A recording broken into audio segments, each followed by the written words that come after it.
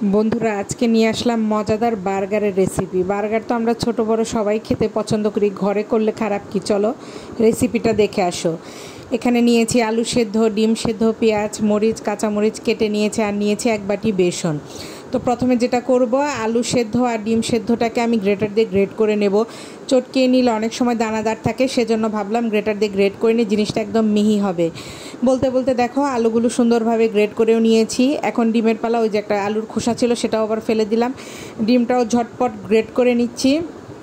এখন আবার হাতে লাগবে দেখে আস্তে আস্তে করেছি, কাজ স্লো করে দিয়েছি বন্ধুরা, দেখতেই পাচ্ছ। এখন হচ্ছে একটা ফ্রাই প্যান দিয়ে দিয়েছি, ফ্রাই প্যানটা বেশ গরম হয়েছে। বেসনগুলা বেশ টেলে নিব, হালকা যে বেসনটা টেলে নিতে হবে, আবার একবারে পুড়ে ফেললেও চলবে না, কারণ বেসনটা টেলে নিলে কি হবে, বেসনের যে একটা কাঁচা গন্ধ সেটা থাকবে না, ভালো লাগবে খেতে। খুব হালকা আজে এটাকে সুন্দরভাবে কয়েক মিনিটের জন্য আমি টেলে নিলাম, দেখতেই পাচ্ছ টেলে নেওয়া হয়ে গিয়েছে। এখন যে পেঁয়াজ, মরিচ, ধনেপাতা কেটে রেখেছিলাম সেটা এখন আলু সেদ্ধ আর ডিম সিদ্ধর মধ্যে দিয়ে দিলাম হচ্ছে শুকনা মরিচের গুঁড়া, গোলমরিচের গুঁড়া, যে যেমন ঝাল খাবে তার পরিমাণটা সেরকমই দিয়ে দিলাম লবণ তো পরিমাণ মতো দিতে হবে। আর এখানে দিয়ে দিলাম হচ্ছে টেলে রাখা বেসনটা। বেসন পুরোটা আমি দেইনি, একটু মেখে দেখে নেই, যদি লাগে পুরোটা তাহলে দিয়ে দিব। আমার পরে পুরোটাই লেগেছিল, আমি পুরোটাই দিয়ে দিয়েছিলাম বেসন। এখন দেখো এখন কোনো কাজই নেই, সব কিছু সুন্দরভাবে মেখে নেওয়া হয়েছে। আমি একটু লবণটাও চেক করে নিয়েছি, লবণ ঠিকঠাক আছে। এখন বড়ার শেপ দিচ্ছি, হাতে একটু তেল মাখিয়ে নিলে বড়ার শেপগুলো দিতে ভালো হয়, তাই দিচ্ছি। আর অন্য পাশে ফ্রাই প্যানে কিন্তু আমি তেল দিয়ে দিয়েছি, তেলটাও আমার গরম হয়ে গিয়েছে। এখন একে একে তেলের মধ্যে ছেড়ে দিব, লাল লাল করে এপাশ ওপাশ করে ভেজে নেব। সেটা আমরা সবাই জানি, সেটা বলার কিছু নেই বন্ধুরা। এই দেখো প্রথমে 3টা দিয়েছিলাম, ওইটা একটু হয়ে যাওয়ার পরে আরেকটু জায়গা বের করে আরও 2টা দিয়ে দিলাম। এই যে দেখো এপাশ ওপাশ লাল লাল করে ভেজে নিয়েছি। অন্য পাশে আর কি লাগবে সেটাও একবার দেখে আসো চলো। এখানে আছে মেয়োনিজ, টমেটো সস, শসা, একটা ডিম ফেটিয়ে রেখেছি, আর রেখেছি চিজ আর সামান্য পরিমাণে বাটার। তো এই দেখো প্রথমে হচ্ছে বাটারটাকে দিয়ে দিচ্ছি ফ্রাই প্যানে। বাটার দিয়ে ডিমটা ভাজি করব, তেল দিয়েও ভাজি করতে পারো।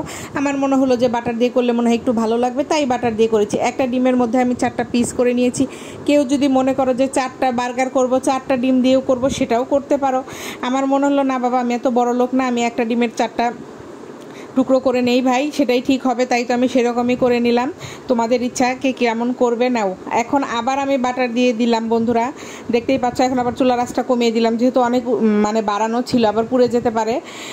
এখন ব্রেডটাকে, এই ব্রেডটা হচ্ছে তোমার বার্গার বানিয়ে যেটা বলে সেটাই কিনে এনেছিলাম। এখন দেখো এর মধ্যে একে একে হচ্ছে মেয়োনিজ লাগিয়ে নিচ্ছি, টমেটো সস, এগুলো সব কিছু এখন লাগিয়ে নিব।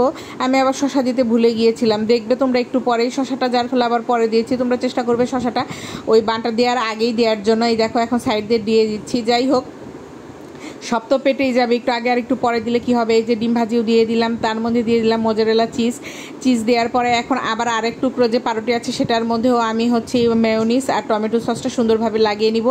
এখন আমার কাজ হচ্ছে শুধু চুলার মধ্যে দেয়া 1-2 মিনিট চুলার মধ্যে একদম নিবু আজে রাখলে চিজটা মেল্ট হতে ঠিক যতটুকু সময় লাগবে ততটুকু সময়ে আমি চুলাতে রাখবো।